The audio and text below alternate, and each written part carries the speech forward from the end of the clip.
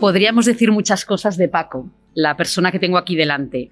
Paco es un viejo conocido del colegio, es un buen biólogo, un buen filósofo, quizás un buen religioso marianista, un buen amigo, pero creo que no lo he invitado por esas razones, o quizá no solo por ellas, sino por algo que a mi modo de ver les da brillo, ¿no? Que Paco es un hombre bueno y además es un hombre de fe.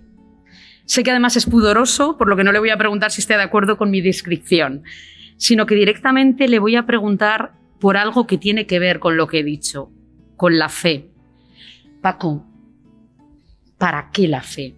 O aterrizándolo más a este momento que vivimos, ¿es posible la fe en estos tiempos de pandemia, con tanto sufrimiento, con tanta muerte, con tanto aparente sinsentido? Es posible. A ver, debería empezar diciendo que todos los buenos que has dicho son excesivos, pero bueno, no vamos a detenernos demasiado ahí. Yo diría que es que en tiempos de crisis, llámese pandemia o lo que fuese, no es que sea posible la fe, es que solo es posible la fe, creo yo. Lo que pasa es que estas crisis también ponen, a mi modo de ver, ¿no? Ponen en entredicho o cuestionan nuestro modo de entender la fe.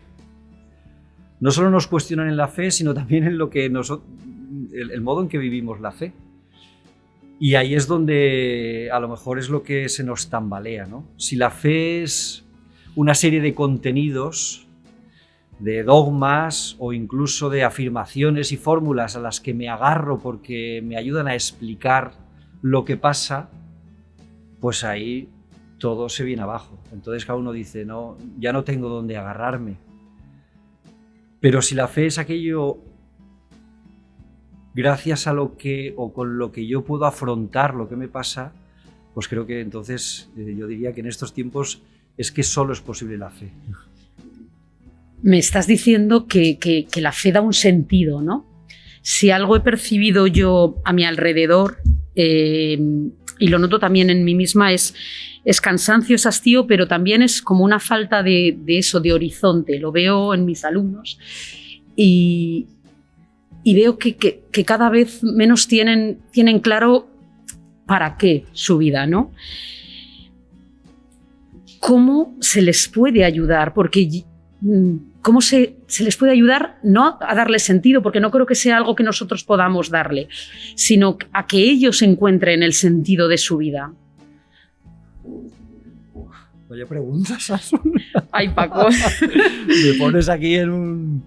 A ver, le he empezado diciendo que a Asun que estoy un poco nervioso, lo reconozco, y que me da un poco de vergüenza no solo estar aquí, sino abordar estas cuestiones como quien es capaz de tener una palabra así de valor, la verdad. Me siento en ese sentido, bueno, pues que mi opinión es una más. Es una más. El sentido, le da vueltas a partir de conversaciones previas con Asun. Por un lado, el sentido nos habla de significados, ¿no? Entonces, claro, en lo que estamos viviendo, cuando uno trata de buscarle significados, se hace preguntas del por qué. ¿Y esto por qué? ¿Y esto por qué? Y casi siempre son las preguntas que hacen referencia a la fe, precisamente, ¿no?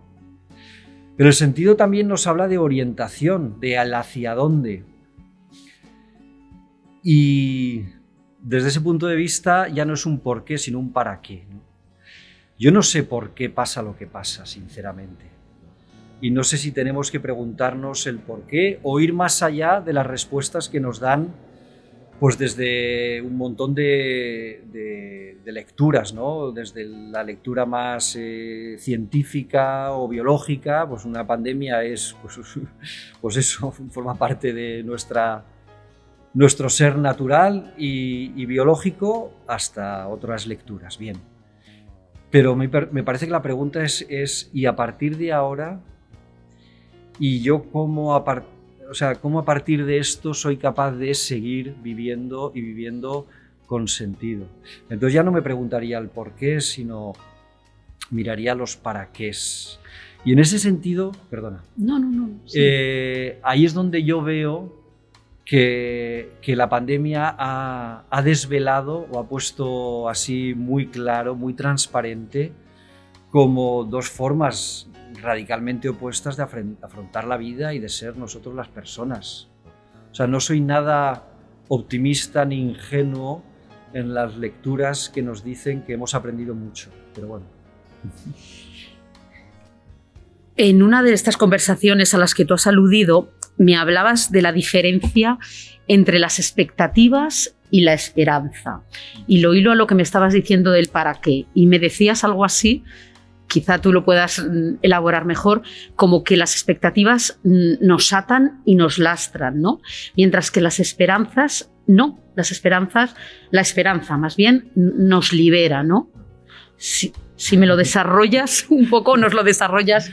Bueno, voy a ser honrado y decir que esa diferenciación se la escuché por primera vez al Papa Francisco, ¿vale? A partir de aquí ya... Seguimos. No la desarrolla mucho porque el Papa lanza perlas y ahora dice, ahora que cada cual esto lo coja, ¿verdad? Las expectativas son nuestras, yo creo. Las expectativas me las pongo yo. Es decir, muchas veces hablamos de tomar la vida en las propias manos, de proyectarla, de tener planes, de ponerse metas. Esas son mis expectativas. La esperanza es de Dios. Es decir, es de algo mucho más allá de mí que no está en mis manos y hacia lo que sí que yo me siento absolutamente atraído, porque sé que me va a orientar. Ahora, ponerle nombre a la esperanza, me parece que la esperanza no tiene nombre más que eso, la esperanza. En el momento en que, digamos, tengo la esperanza en esto, esto se convierte en una expectativa. No sé si me estoy explicando, ¿no? Sí, sí. Bueno, así desde algunos filósofos que a mí me gustan, hablan de la esperanza absoluta, que siempre es mayor de lo que yo puedo incluso esperar e imaginar. Y creo que eso es lo que hace que caminemos sin ponernos límites. En ese sentido libera, pero bueno, no sé. También te muestras a veces, o por lo menos a mí me ha iluminado, crítico con esa postura de aprovechar la ola, ¿vale? Que nos viene. O sea, aceptar la vida, pero con lo que viene, en lugar de lo que se llama el estoicismo, ¿no? De ir encarando frente a otro tipo de postura, que sería la postura del cristianismo. Sí. ¿Qué aporta el cristianismo? O sea, ¿por qué es más valioso que esa postura de afrontar la vida con coraje? ¿Qué hay de transformador en él? Pues igual resulta raro lo que voy a decir, pero yo creo que una de las afirmaciones más radicales del cristianismo es que somos seres absolutamente libres. Digo absolutamente, nuestra libertad no es absoluta, pero somos verdaderamente libres. Y eso hace que en cualquier circunstancia podamos elegir. Y a veces estas circunstancias parece que, como se nos vienen dadas y no las hemos elegido, la lectura fácil es decir que coartan nuestra libertad y que ya no tengo más que pues seguir la ola, es decir, hacer lo que se espera más o menos y lo que está marcado y lo que... Pero yo creo que siempre se puede hacer algo libremente con lo que me pasa, con lo que nos pasa, ¿no? Y me parece que ese es el desafío y el reto, y eso es lo que me parece que se ha puesto de relieve en estos días. Los que más o menos se han dejado llevar y los que han sido capaces de afrontar o coger el toro por los cuernos, por decirlo así, decir no. Y ahí está, bueno, pues yo creo una gran distinción que habría que hacer en este momento entre lo que es verdaderamente prudencia y miedo, pero bueno, sería entrar ya en otras cuestiones. Sí, pero tú hablas a veces, ¿no? Que crees que el peligro de esta pandemia es que el miedo venza, ¿no? Que sí. El miedo nos... Sí, incluso hablas de la vida con minúsculas y la vida con mayúsculas, ¿no? Sí, sí, a mí lo del miedo bueno, creo que lo estaremos viendo todos, ¿no? Evidentemente es dificilísimo discernir exactamente dónde termina la prudencia o dónde termina el miedo y empieza la prudencia, o qué es una cosa y la otra, pero yo veo que esto nos ha llenado de miedo y que vivimos hoy con mucho más miedo. Hay un miedo, bueno, el miedo en sí mismo es una forma de reaccionar ante el peligro que es necesario. Bendito sea el miedo, si no seríamos peligrosísimos. Pero de ahí a que sea el miedo el que domine tu vida y que no te haga decidir con libertad, a mí me parece que es un poco peligroso, ¿no? Y que invocando el miedo o la prudencia se nos pueda, no sé, tener más controlados, a mí también me da miedo eso. No sé si me he explicado. Sí. ¿Y qué salida tenemos, Paco? ¿La fe es una salida? A ver, la fe, nuevamente con ese interrogante enorme de lo que es la fe, o sea, la fe continuamente puesta en crisis, para que no se convierta en mera expectativa ni en algo controlado, ¿no? En nuestra tradición cristiana, que tiene su tierra en el judaísmo antiguo, ¿no? Cuando uno lee la Biblia se da cuenta de que una de las grandes luchas de los personajes importantes, los profetas, es contra la idolatría. La idolatría es construirse cualquier tipo de sistema, no es un objeto, es un sistema que te ayude, que te dé la seguridad de decir: aquí estoy dentro de este sistema y recinto, estoy protegido y esto le llamo Dios, le llamo vida o le llamo verdad o le llamo lo que yo quiera. Y si no salgo de estos límites, está todo controlado, ¿no? Y ahí la fe verdadera lo que viene es a romper el sistema totalmente y a poner patas arriba esas seguridades, que es lo que hacen las crisis, ¿no? ¿En qué me estoy apoyando? ¿En qué en nuestra vida en qué estaba apoyada hasta ahora, ¿no? Y bueno, pues ahí es donde tenemos que seguir avanzando. Porque si la solución que encontramos no es más que el mismo perro con diferente collar, yo lo que veo es que hemos puesto la fe, hablando de fe que estamos haciendo, en la ciencia. La teníamos puesta en la ciencia, se ha puesto en crisis determinadas, bueno, pues seguridades, y ahora seguimos poniendo la fe en que lo que nos va a salvar de esto, de este modo de vivir, es una vacuna. Bueno, pues ánimo, la siguiente será la siguiente vacuna. Tenemos la maravilla de la naturaleza, que es que el virus es mucho más rápido que nuestras vacunas y entonces nos dice: ojo, esto no es tan fácil como pensamos, ¿no? Mutan mucho más rápidamente, creo yo, que nosotros encontramos vacunas.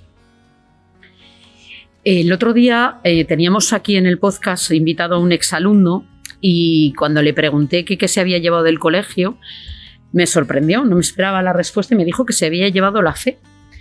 Y entonces yo dije, pues qué bien, uno no sabe cómo alguien se lleva esto, ¿no?, del cole. Pero sí que te querría preguntar, porque Paco también es responsable de pastoral de la provincia marianista, ¿qué podemos hacer para seguir ofreciendo este regalo en los coles? Pero no solo en los coles, también ¿qué puede hacer una familia para seguir ofreciendo este regalo a sus hijos, ¿no? Si soy capaz de responder bien, entonces me mantendrán en este cargo muchos años. Me encantó el podcast de la entrevista de Edu. Era Edu, ¿verdad? Sí. Me encantó. Y además, cuando me propusiste venir aquí, dije, bueno, yo soy el telonero, pero a posteriori, porque vamos, después de lo que he escuchado, está fenomenal, ¿no? Y el modo, o sea, la respuesta rotunda de me llevé la fe, pero luego el modo en que él explicaba lo que para él era la fe. Y entonces me acordé de cosas que había estudiado. Bueno, al final uno siempre las mete en sus esquemas mentales, ¿verdad? En la fe siempre se habla de dos modos de comprender la fe. Un modo de comprender es el contenido de la fe. La fe, lo he dicho antes, que tiene unas fórmulas, ¿no? Llámese el credo de una religión, de la que sea, tal. Creo en esto, en esto, en esto y en esto otro. Pero hay otro modo de entender la fe, que no son opuestos, sino que se complementan, ¿eh? Son los dos necesarios. Y me parece que es lo que quiso decir Edu. Y la fe es aquello con lo que yo, la fe con la que vivo y enfrento la vida. Es decir, es un modo de existir en confianza. En ese sentido, la fe es confianza plena, ¿no? Una confianza que a veces no tiene contenido, como decía antes, no tiene más contenido que es un suelo en el cual yo sé que piso y que no me voy a caer, pero mucho más a lo mejor no puedo decir de él. Y además en el siguiente paso, pues arriesgo, porque no sé si el siguiente paso las arenas estarán más movedizas o el suelo se me hundirá, pero es que caminar en la fe me parece que es eso, ¿no? En los colegios creo que, bueno, tenemos la responsabilidad, y así lo intentamos, ¿no?, de educar en esos contenidos de la fe, en los espacios propios de la pastoral y tal, pero a mí me parece que en lo habitual, en lo cotidiano de un colegio y de la vida misma, y en eso yo por lo menos en mi casa lo aprendí, hay que vivir y mostrar que somos capaces de vivir en confianza. Confiados, no solo los unos con los otros, sino en la confianza en que estamos pisando un suelo firme, en general, ¿no? Y eso es lo que va en contra precisamente del miedo. Hay una imagen bíblica que me gusta mucho. Si me enrollo me cortas, ¿eh, Asun? Sí. El Papa, creo que mucha gente lo recordará, que estén escuchando, en plena pandemia hizo esa oración bellísima en la Plaza de San Pedro, sí, solo, todo... Con la lluvia. Exactamente. Y recordó una escena en la que es la tempestad calmada que se habla, ¿no? En la barca, los discípulos aterrorizados, una tempestad enorme y Jesús parecía dormido. Pero hay una escena un poco paralela a esta, en la que es Jesús el que camina sobre las aguas y se acerca a los discípulos que están en la barca. Y entonces es Pedro el que le dice, Señor, le reconoce y tal, y entonces empieza a caminar hacia Jesús. Y la escena nos dice que Pedro empieza a caminar sobre las aguas, sobre un suelo que no es nada firme y no se hunde. Pero hay un momento en que tiene miedo y se empieza a hundir. Y ahí Jesús cuando le dice que no ha tenido fe, ¿no? Yo a veces pienso que Pedro, en vez de mirar a Jesús en ese momento, lo que ha hecho es mirar hacia abajo. Es decir, mirar al suelo que está pisando. Y entonces de pronto ha empezado a hundirse, ¿no? Yo creo que si miramos al horizonte, y si ese horizonte es Jesús, evidentemente, nosotros somos capaces de caminar sobre estas aguas que son turbulentas y son complicadas, ¿eh? Pero es eso. Y volviendo a la pregunta de antes, a las familias, yo en mi casa aprendí, por un lado, el contenido de la fe, me hablaron de Jesús, pero probablemente, yo qué sé, pues con lo que habían aprendido mis padres, que no sería grandísima teología, pero aprendí el valor de la confianza en la providencia. Y eso es algo que me he llevado para siempre. Doy fe. Bueno, sí, es verdad. Cierto. Confía siempre. Sí. Algunos, bueno, ven que es excesiva mi confianza en la providencia, hasta el punto de ser un poco temeraria, pero creo que yo lo tengo como valor, he de decirlo, sí. En la confianza en la providencia, sí. Y ya para ir cerrando, aunque estaríamos mucho rato, pero yo creo que las claves están dichas. Sí que te pido un deseo pascual. Hablábamos la semana pasada. Tengo yo la idea de que hemos puesto demasiado el foco en la muerte, en el sufrimiento, y no dudo que exista, pero yo sí que creo que una de las cosas extraordinarias de nuestra fe es el triunfo de la vida, ¿no? Y a veces el tiempo pascual, que dura más que cualquier otro tiempo, se nos pasa. Entonces, un deseo de Pascua, Paco, para los que nos escuchan, un deseo pascual. Alegraos, es la palabra que reciben los que se encuentran con las mujeres que se encuentran con el resucitado. Ya sé que hay determinadas cosas como el amaos, que cuando se dicen en imperativo, pues uno las dice con la boca muy pequeña. O sea, ¿quién soy yo para decirle a alguien alégrate cuando tiene a lo mejor una mochila pesadísima y cómo que alegraos así, ¿no? Pero ya que es un deseo, pues para mí el deseo es el deseo de la alegría, ¿no? No sé si es encontrar razones para la alegría o tratar de rechazar las razones para la tristeza o para...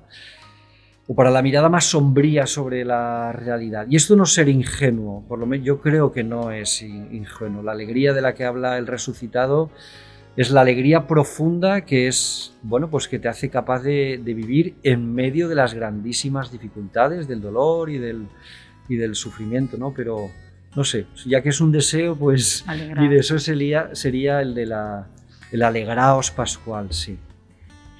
Bueno, pues cierro con un regalo. Él no sé si se acordará, pero hace años, muchos años ya, me regalaste una cosita, una imagen con una frase muy bellamente escrita. Y es una frase que me ha acompañado mucho en lo personal y en lo profesional. Entonces, mi manera de agradecerte este momento es regalársela a las personas que nos escuchan. Es una frase de San Agustín, sé que te gusta San Agustín, que dice algo así como: en lo esencial unidad, en lo dudoso libertad, en todo caridad. Pues eso, desde la unidad, desde la libertad, pero sobre todo desde la caridad. Gracias, Paco. Pues gracias a ti, gracias a los que puedan escuchar, y yo encantado de estar aquí en este lugar que ha sido casa mía también, y donde yo aprendí a dar mis primeros pasos como educador gracias a gente como tú, Asun, que antes lo recordábamos, que me ayudaban a corregir y a no ser excesivamente temerario también. Y gracias por la amistad. Muchas gracias. A ti, Paco.